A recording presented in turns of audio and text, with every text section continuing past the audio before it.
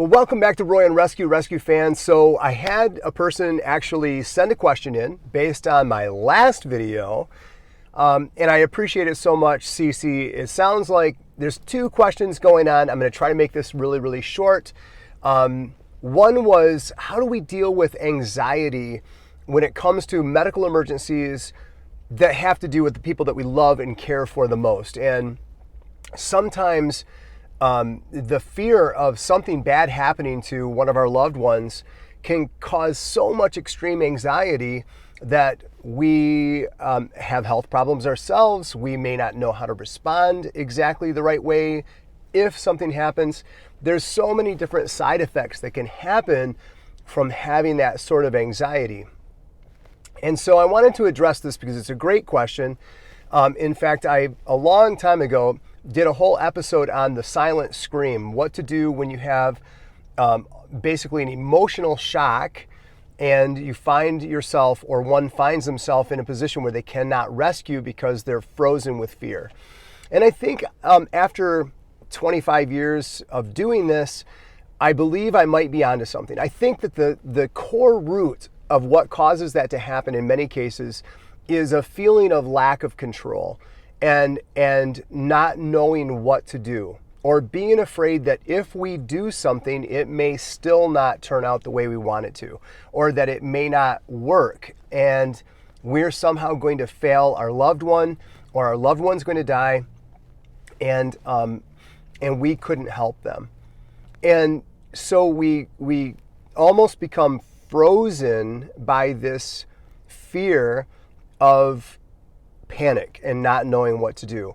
And I think that all of my experience, not only as a paramedic and as a combat medic in the military, and now even as a martial artist coach teaching self-defense, is preparation is such a tool.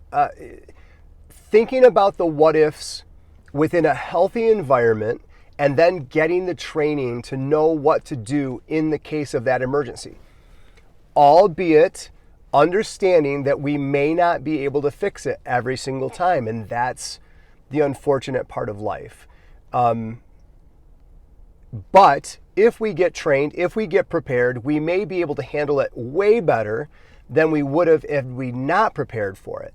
And so I always encourage preparing through training and drills and exercises, and if there's an area of weakness that we're afraid of, instead of maybe trying to avoid it, many times it's in facing it, researching it, getting training, and then almost kind of role playing and practicing the what if scenarios so that we feel much more prepared.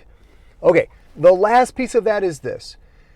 I think that that's a bit of a gift too. I think some of that anxiety helps us become wise as parents and as family members and community members, in that it helps us to encourage an atmosphere of safe living. And so if you're afraid that a child is going to go out on the ice and ice skate, but we're not sure that the ice is thick enough, and those bells go off, that's a perfect example of wisdom and insight.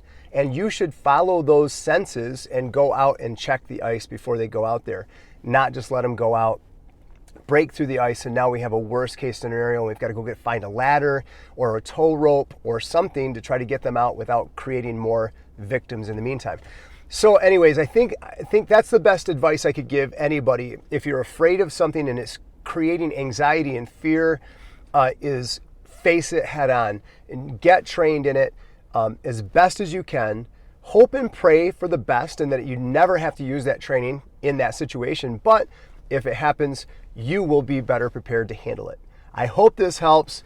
Thank you for the question. Keep them coming. And until next time, keep on rescuing, and we'll talk to you soon. Bye-bye.